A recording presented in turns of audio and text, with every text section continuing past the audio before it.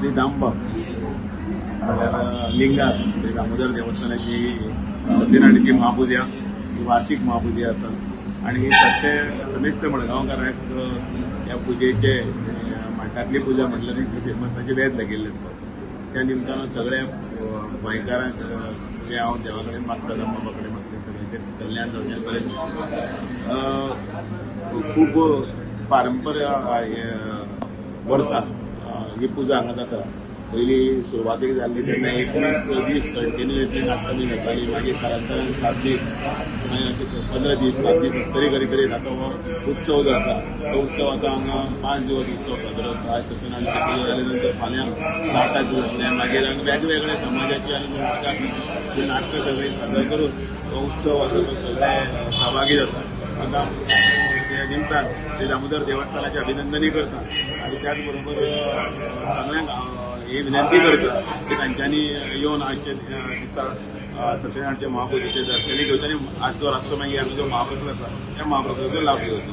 फातोर्डा म्हणल्यार आमच्या दामबाबाचें लिंग जे दामबाबाचें नुस्तार हांगा हो महाउत्सव वर्सान वर्स पौश अमावास्ये जाता आनी पौश अमावास्ये पयलीं ह्या जाग्यार 17 नाटकां बी जातालीं.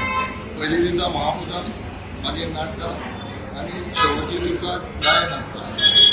सकाळचो वगरुद्र आसता आनी हे आतां 1957 ही परंपरा चालू आसा.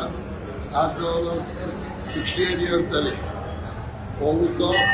आमी आतां आज आमची पुजा सकाळ वगरुद्र जाला, आतां पुजा आनी आतां महाप्रसाद आसतलो आमचो. फाल्यां आमची पयलीं नाटक आसतलें, आमचे गांवचे सगळे ग्रामस्थ नाटक करतात. दुसरे दिसा आमी स्पर्धेचे बी घालतात ते नाटक हाडटात आनी तिसरे दिसा अक्षय नायक, समृद्ध चोडणकर आनी कुडाळची पेडणेकर म्हणून गायिका हाडिल्ली आसा आनी ह्या पद्दतीन आमचो कार्यक्रम जातलो.